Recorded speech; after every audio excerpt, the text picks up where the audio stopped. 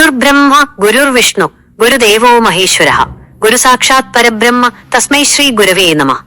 ആദിമയുഗം മുതൽ ആധുനിക യുഗം വരെ അദ്ദേഹം ഒരു ഋഷിയാണ്. ജീവിത വികാസത്തിന് ഏണിപ്പടിയാകുന്ന അക്ഷരത്തൊഴിലാളിയാണ്. സമൂഹമാകുന്ന ക്ഷേത്രത്തിന്റെ യഥാർത്ഥ സംരക്ഷകനാണ്. അദ്ദേഹം മറ്റാരുമല്ല, നമുക്കെല്ലാവർക്കും വിദ്യയും ബുദ്ധിയും പകർന്നു നൽകുന്ന ഗുരുവാണ്. അതുകൊണ്ടാണ് നമ്മുടെ സമൂഹത്തിൽ അച്ഛനമ്മമാർക്ക് ശേഷം ഗുരുക്കന്മാർക്ക് സ്ഥാനം നൽകിയത്. ശിശുവിനെ ലോകത്തിന് പരിചയപ്പെടുത്തിയ അമ്മയാണ് ആദ്യ ഗുരു. നെഞ്ചിൽ ചവിട്ടിക്കളിക്കുന്ന കുഞ്ഞിന് നടക്കാൻ പഠിപ്പിക്കുന്ന അച്ഛൻ രണ്ടാമത്തെ ഗുരു. അതിനുശേഷം ഈ ലോകത്തിൽ എങ്ങനെ ജീവിക്കണമെന്ന് പഠിപ്പിച്ച് വിദ്യയും ബുദ്ധിയും നൽകുന്ന അധ്യാപകൻ മൂന്നാമത്തെ ഗുരുവാണ്.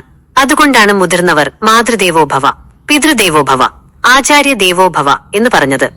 ഇത്രയും മഹത്തായ അധ്യാപക വൃത്തിക്ക് പൊൻതിളക്കം നൽകി ഗുരുവിന്റെ മഹത്വം ലോകത്തിനു മുന്നിൽ വിളിച്ചു പറഞ്ഞ നമ്മുടെ രാജ്യത്തിന്റെ രണ്ടാമത്തെ രാഷ്ട്രപതിയും പണ്ഡിതനും വിദ്യാഭ്യാസ വിചക്ഷണനുമായ ഡോക്ടർ സർവേപ്പള്ളി രാധാകൃഷ്ണന്റെ ജന്മദിനം സർക്കാർ അധ്യാപക ദിനമായി അംഗീകരിച്ചു. എല്ലാ വർഷവും സെപ്റ്റംബർ 5-ന് ഗുരുക്കന്മാരെ ആദരിക്കാൻ അവസരമൊരുക്കി. ഈ സാഹചര്യത്തിൽ ഗുരുവിന്റെ മഹത്വവും അധ്യാപക ദിനത്തിന്റെ പ്രാധാന്യവും നമുക്ക് മനസ്സിലാക്കാം. ദൈവവും ഗുരുവും അടുത്തടുത്താണെങ്കിൽ ഞാൻ ആദ്യം ഗുരുവിനെ നമസ്കരിക്കും എന്ന് മഹാനായ കബീർദാസ് പറഞ്ഞു. കാരണം ഭഗവാൻ ഉണ്ടെന്ന് തനിക്ക് ആദ്യമായി പറഞ്ഞുകൊടുത്തത് ഗുരുവാണ് എന്ന് അദ്ദേഹം വിശദീകരിച്ചു. സമൂഹത്തിൽ ഗുരുവിന് അത്രയും വലിയ സ്ഥാനമുണ്ട്. ഗു എന്നാൽ ഇരുട്ട്, രു എന്നാൽ ഇല്ലാതാക്കുന്നത് എന്നാണ് അർത്ഥം. അതായത് നമ്മിലെ അജ്ഞാനത്തിന്റെ പാളികളെ നീക്കി ജ്ഞാനത്തിന്റെ വെളിച്ചം തെളിയിക്കുന്നവനാണ് ഗുരു. അത്തരം ഗുരുവിനെ ദൈവത്തെക്കാൾ ഉപരിയായി ആരാധിക്കുന്ന സംസ്കാരമാണ് നമ്മുടേത്. നിങ്ങൾ കൃഷ്ണൻ, ഞാൻ അർജുനൻ, മഹാത്മാഗാന്ധി. എം.എൻ. റോയിയുടെ വാക്കുകളിൽ പറഞ്ഞാൽ ഇന്ത്യയിൽ അന്നുള്ള മതപരവും ആത്മീയവുമായ പുനരുദ്ധാരണവാദത്തെ തത്വചിന്തയുടെ തലത്തിലേക്ക് ഉയർത്തിയ മഹാനായ പണ്ഡിതനാണ് സർവേപ്പള്ളി. അദ്ദേഹം 15 തവണ സാഹിത്യത്തിനുള്ള നൊബേൽ സമ്മാനത്തിനും 11 തവണ സമാധാനത്തിനുള്ള നൊബേൽ സമ്മാനത്തിനും നാമനിർദ്ദേശം ചെയ്യപ്പെട്ടു. മഹാഭാരതകാലം മുതൽ ശ്രീകൃഷ്ണ പരമാത്മാവിനെയും അർജുനനെയും യഥാർത്ഥ ഗുരുശിഷ്യ ബന്ധത്തിന്റെ പ്രതീകങ്ങളായി നാം ആരാധിക്കുന്നു. സർവേപ്പള്ളി തനിക്ക് കൃഷ്ണന് തുല്യനാണെന്ന് രാഷ്ട്രപിതാവായ മഹാത്മാഗാന്ധി പ്രശംസിച്ചു. നിങ്ങൾ എന്റെ കൃഷ്ണനാണ്, ഞാൻ അർജുനനാണ് എന്ന് ഗാന്ധിജി പറഞ്ഞു.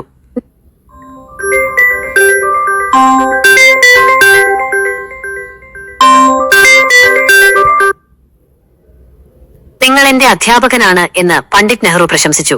ഒരുപക്ഷെ ഈ വാക്കുകളുടെ പശ്ചാത്തലത്തിൽ നിന്നായിരിക്കാം അദ്ദേഹത്തിന്റെ ജന്മദിനം അധ്യാപക ദിനമായി ആചരിക്കാനുള്ള ആശയമുണ്ടായത്.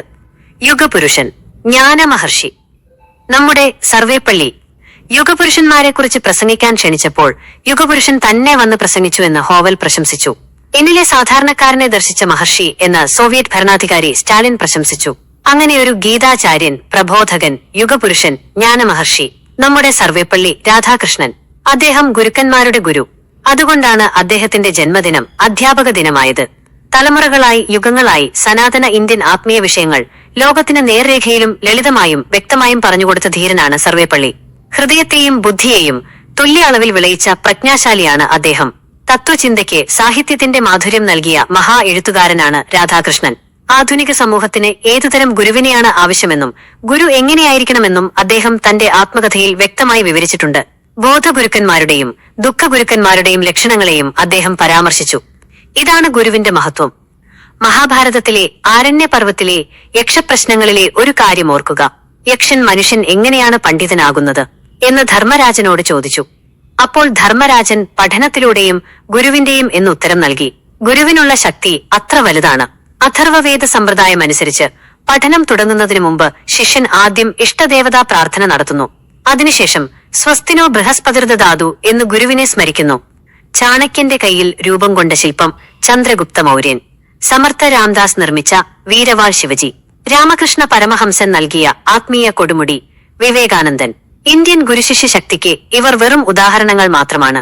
ആദിദേവനിൽ തുടങ്ങിയ ഗുരുപരമ്പര വേദവ്യാസനിലൂടെ സമ്പന്നമായി. ഇന്ത്യൻ സംസ്കാരത്തിൽ അതിന്നും തുടരുന്നു. സനാതന ധർമ്മത്തെ പരമ്പരാഗതമായി സംരക്ഷിക്കുന്ന ആ ഗുരുദേവന്മാരെ സ്മരിച്ചുകൊണ്ട് ഇന്നത്തെ കുട്ടികളെ പവിത്രമായ നവജീവന ബൃന്ദാവനത്തിന്റെ നിർമ്മാതാക്കളായി, വരും തലമുറയുടെ ദൂതന്മാരായി വളർത്തിയെടുക്കാൻ മഹത്തായ ചുവടുവെപ്പുകൾ വെക്കണമെന്ന് ആഗ്രഹിച്ചുകൊണ്ട് എല്ലാ ഗുരുക്കന്മാർക്കും വന്ദനം, അഭിവാദ്യം.